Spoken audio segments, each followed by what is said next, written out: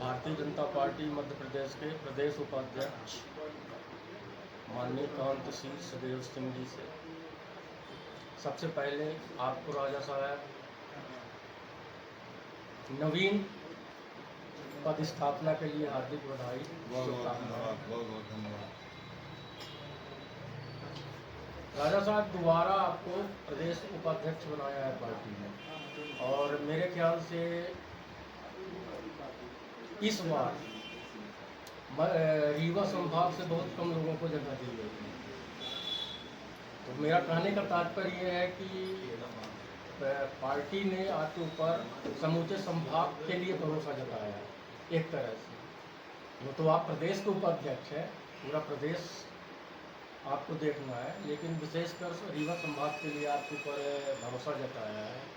तो ये नवीन कार्यकाल में आप क्या है, आपका विजन है पार्टी को संगठनात्मक रूप से आगे बढ़ाने के लिए?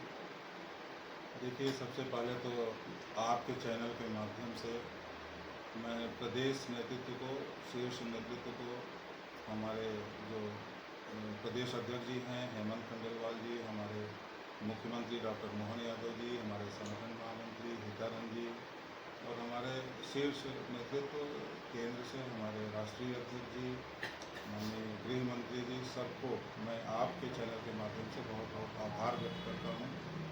मेरे जैसे कार्यकर्ता को दोबारा फिर से अवसर मिलना, किसी भी टीम में फिर से अवसर उसी को मिलता है जो काम के प्रति सजग रहा हो, पिछले समय में जिसका काम अच्छा रहा हो। मैं पूरे निष्ठा और ईमानदारी से 4 साल तक काम किया। हमारे पूर्व के निवर्तमान प्रदेश अध्यक्ष आदरणीय वी शर्मा जी के टीम में रहने का सौभाग्य मिला था और उस समय उज्जैन और भोपाल जैसे संभाग में काम करने का मौका मिला और उस दौरान जितना बन सका उतना पार्टी की सेवा करते हुए पार्टी को आगे ले जाने का प्रयास किया। तो इस बार फिर से पार्टी ने काम के आधार पे मूल्यांकन करके पार्टी ने फिर से अवसर दिया है, तो मेरे लिए गौरव की बात है।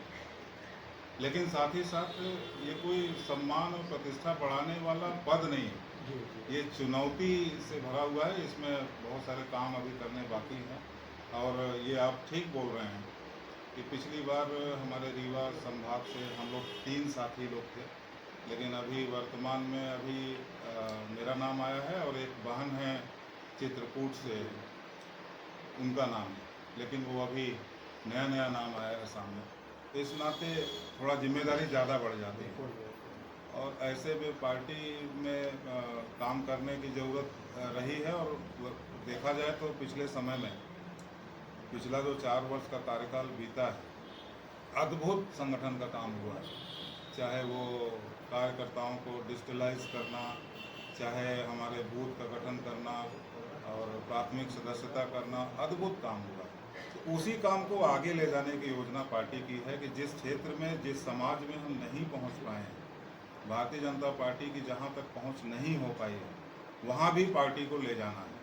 तो सबसे पहले तो पार्टी में इस संभाग में और बेहतर पार्टी मजबूत हो, इसका प्रयास करना है।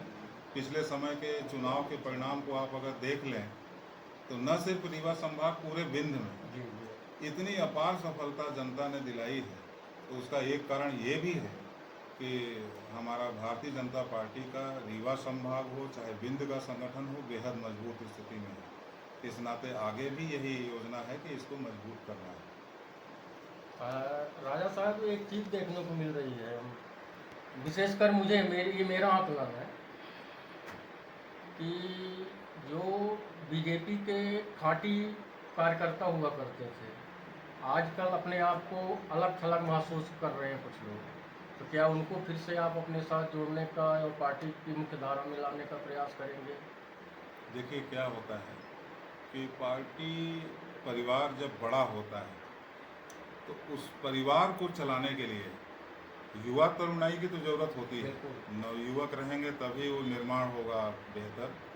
लेकिन साथ ही साथ जो हमारे वरिष्ठ हैं, जो हमारे बुजुर्ग हैं, जो हमारे खाँटी पुराने कार्यकर्ता जिनका जिक्र आप कर रहे हैं, उनका भी मार्गदर्शन आवश्यक होता है। तो आप ये देखे होंगे कि चाहे प्रदेश की टीम का भी जो अभी गठन हुआ, उसमें बहुत सारे युवा हमारे साथी आए हैं और पुराने लोग भी आए हैं। ये दोनों मिक्स करके ही किसी चीज़ को बेहतर बना सकते हैं। तो इस नाते हम लोग हमेशा इस बात की प्राथमिकता अपने मन में भी रखते हैं, कार्यकर्ताओं को भी ये सुझाव देते रहते हैं कि पुराने लोगों का सम्मान बना रहे, पुराने लोगों को लेके चलें, सबको शामिल करके चलें, सबकी सहमति से निर्णय हो।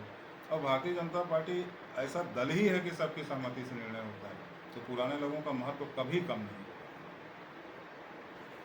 ये एक पम्पलेट मेरे पास है, मुझे मिला है, आत्मनिर्भर भारत, हर घर स्वदेशी, हर घर स्वदेशी अभियान शायद आज ही शुरू हुआ है, आप लोगों ने शुरू किया है। नहीं, ये अभियान पिछले समय से ही शुरू है जी। और ये ऐसा है कि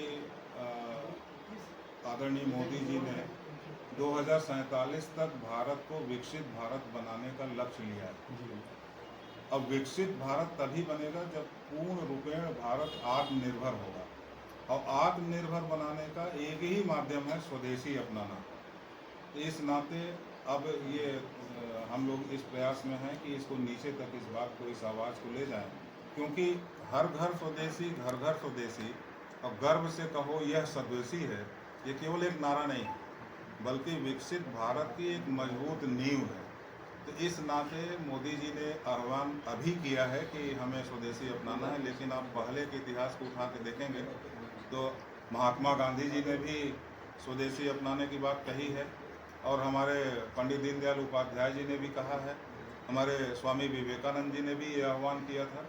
इस नाते अब ज़रूरत हो गई है देश की कि हम इस आह्वान को साकार करें और हर घर स्वदेशी, घर घर स्वदेशी को नीचे तक ले जाएं, और लोग स्वीकार भी कर रहे हैं। लोग बहुत तेज़ी से अवेयरनेस आ रहा है, लोग जागरूक होकर इस अभियान को सफल करने में जुटे हुए हैं। ये हमारा अभियान चलेगा 25 दिसंबर तक। 25 दिसंबर तक। तभी जो वार्ड नंबर 8 में यहाँ हम लोगों ने आज शुरुआत